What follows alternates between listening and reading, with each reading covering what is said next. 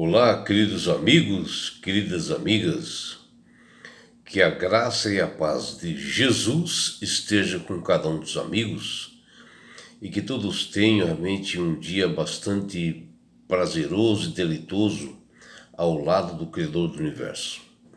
Vamos estudar a lição e hoje, quinta-feira, 2 de maio, a lição 5 ela tem como título Obediência ou fruto da fé. E a lição de hoje está baseada no livro de Romanos, capítulo 3, versículos 27 até 31, capítulo 6, versículos 15 até 18, Romanos, capítulo 8, versículos 1 e 2, e também 1 Pedro, capítulo 2, versículo 2, 2 Pedro, capítulo 3, versículo 18, Colossenses capítulo 1, versículo 10 e Efésios capítulo 4, versículos 18 até 24. E aqui em Romanos, principalmente no capítulo 6, do versículos 15 até 18, nos ensinam, esses versos nos ensinam sobre a salvação, que ela só vem através de Jesus, através da sua graça, né? E a salvação, ela só é possível por meio dos méritos da misericórdia e do amor de Cristo, ele dar a sua graça. Porque ele nos salvou da morte eterna e do pecado, morrendo na cruz do Calvário. E por meio da sua graça, nós podemos aprender que o Evangelho que nós devemos praticar, existem ordenanças que devem ser observadas por todos os cristãos.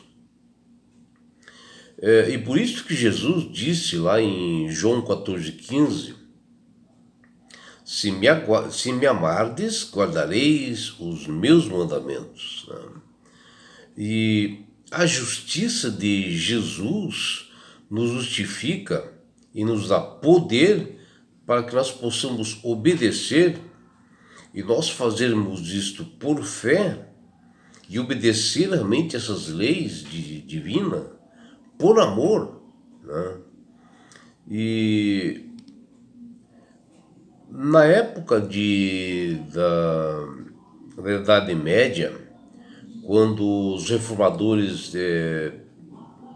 resolveram realmente abraçar a causa e realmente mostrar a verdade para o mundo, um novo vento soprou na igreja cristã naqueles dias de Martim Lutero. E dezenas assim de milhares de pessoas, né, abraçaram aquela fé, abraçaram a verdade que foram ensinadas, né, através de Martim Lutero, a desviar assim, o olhar pecaminoso, desse olhar que a igreja na época achava que eles podiam perdoar pecados, que eles tinham penitências, que eles poderiam realmente dar a salvação, e mudar isto e focar única e exclusivamente no Filho de Deus, Jesus Cristo, que ele morreu na cruz do Calvário para nos salvar. E a salvação, ela só vem através dele, né? E já em 1 Pedro, capítulo 2, versículo 2, mostra que as verdades, né, elas são vitais para a nossa vida cristã, para a nossa caminhada rumo à Canaã Celestial.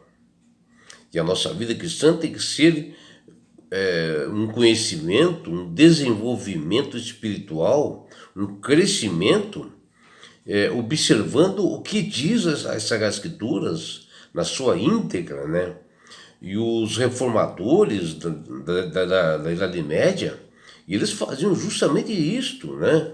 Eles se debruçavam sobre as Sagradas Escrituras, eles estudavam, a palavra de Deus, né? Eles buscavam realmente conhecer as verdades sobre a Bíblia, eles pesquisavam, eles estudavam e eles enxergavam a verdade através do Espírito Santo que trabalhava nas suas mentes, né?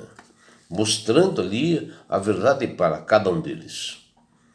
E quando poderosos, né, adversários da verdade da palavra de Deus estavam se unindo, né, para destruir a fé reformada por protestantes, e milhares, né, de espadas assim pareciam prestes a se desembanhar contra esses reformadores e contra a própria verdade. Martinho Lutero escreve, olha o que ele escreve, olha: Satanás está exercendo a sua fúria. Ímpios pontífices estão conspirando e nós somos ameaçados de guerra. Exorte o povo a contender valorosamente perante o trono do Senhor pela fé e oração, de modo que nossos inimigos vencidos pelo Espírito de Deus possam ser constrangidos à paz. Viu que palavras lindas, né? Aqui ele mencionando que os ímpios pontífices, no caso a Igreja Católica Romana, que estava conspirando, estava indo contra essa verdade que estava sendo mostrada pelos reformadores protestantes. E mesmo diante de ameaças, né, da Igreja Católica Romana, um novo vento soprava na Igreja Cristã naqueles dias de Martinho Lutero. Uma multidão de pessoas passaram a enxergar a verdade da Bíblia e eles foram ensinados a desviar o olhar de si mesmos e focar somente em Jesus Cristo, que é o único meio de salvação. Ninguém chega ao Pai senão por mim. Ele próprio Jesus disse isto.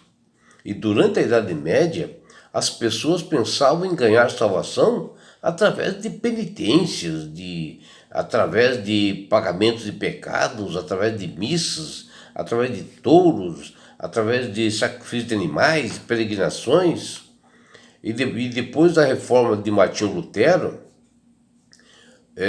outros viram e enxergaram na Bíblia que a salvação só vem através de Cristo.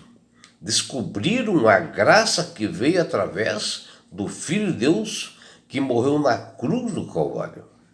E todas as pessoas pobres, ricos, como John Wesley, que era riquíssimo, observaram a verdade nas Sagradas Escrituras e aceitaram esse desafio para estar ao lado de Jesus como o Salvador e Senhor de suas vidas.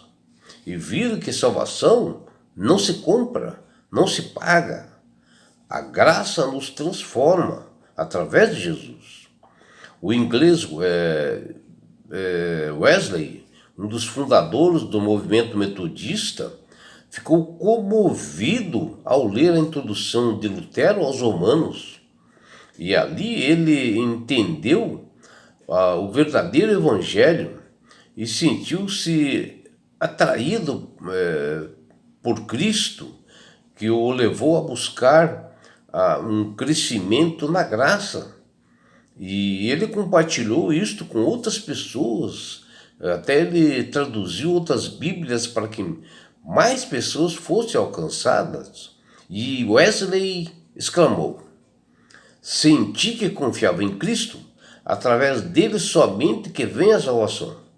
E me foi dada a confiança e a certeza de que Cristo havia tirado meus pecados, até me salvado da lei do pecado e da morte. Viu como Wesley entendeu perfeitamente? Isso nós estamos falando na Idade Média, porque existem pessoas hoje que se fazem desentendidos, não querem entender o que a Bíblia diz. O que nós vemos é que Wesley viu a importância de observar os estatutos e mandamentos de Deus e estudar mais perto para que a sua vida cada vez mais estivesse em comunhão, harmonia com a vida que Deus esperava dele. Apesar de nós não sermos salvos pelas obras da lei, e sim pela graça em Cristo, a lei ela é muito importante porque ela aponta as nossas falhas, os nossos pecados, mostra a verdade que nós precisamos resgatar. E Paulo diz: pois todos pecaram e carecem da glória de Deus, que está lá em Romanos 3:23.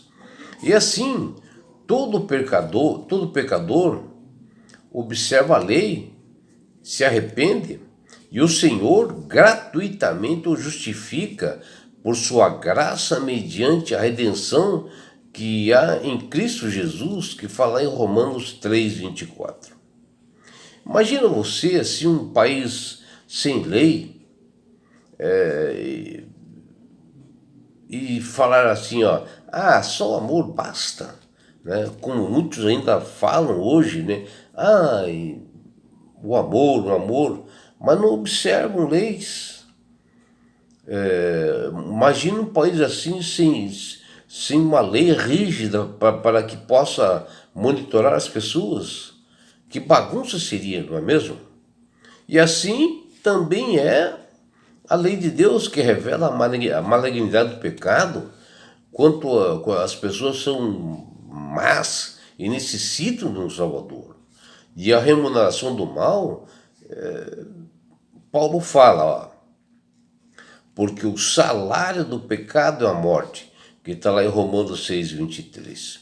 E assim, para todo aquele que aceita Jesus como Salvador, já nenhuma condenação há para os que estão em Cristo Jesus, que o mesmo Paulo fala em Romanos 8:1, onde Jesus se torna o comandante que luta junto com os cristãos, junto conosco, para vencermos as batalhas desse mundo. E Deus coloca o cristão na trincheira infalível do Espírito Santo, que nunca será enganado por doutrinas falsas, mentirosas, que nós temos nos dias de hoje, e nos dá poder para nós obedecermos à lei de Deus na íntegra, onde desenvolve em nós a obediência, que é o fruto da nossa fé. A nossa vida cristã, ela é uma marcha, é uma batalha rumo à Canaã celestial. E a vitória a ser ganha até lá, ela não será obtida por força humana ou força única de pessoas. Nós temos que lembrar que nós estamos assim em meio a um grande conflito cósmico, né, entre o bem e o mal. E o campo de luta é o domínio do nosso coração. E por isso tem que haver transformação, uma conduta diferente, um caráter diferente. Não pode haver contendas, invejas, difamações, senão não há crescimento para a salvação, que diz lá 1 Pedro 2:2. E nem tampouco o poder do Espírito Santo atuará e nos dará sabedoria. Os reformadores protestantes da Idade Média, eles estudaram a palavra de Deus sistematicamente, diariamente, para descobrirem mais verdades. E mesmo assim, não contentes, né, com o estado das coisas que estavam naquele momento, nem com uma experiência religiosa opressiva, rígida, com pouco ou nenhum crescimento, eles ansiavam em obter mais conhecimento sobre Cristo, mesmo sobre ameaças e às vezes até morte, né? E muitos reformadores na Idade Média, fiéis às Escrituras, pagaram um preço alto por seus comprometimentos, né, com a verdade. E sofreram bastante, né? Tiveram que deixar famílias, onde muitos foram exilados, presos, torturados e mortos com crueldade. E os perseguidores, que eram os da Igreja Católica Romana, sem piedade, confiscavam as propriedades dos protestantes, e até as suas famílias eram expulsas de suas casas.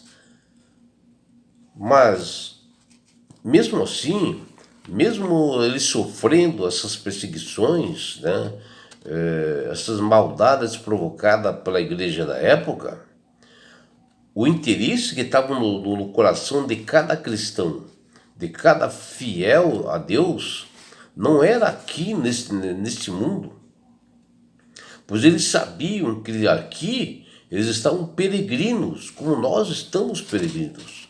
E sim, estavam aguardando a cidade que tem fundamentos, a qual Deus, ele é o arquiteto e edificador, ou seja, as mansões celestiais, que está lá em Hebreus 11:10. E assim também nós deveremos pensar, né?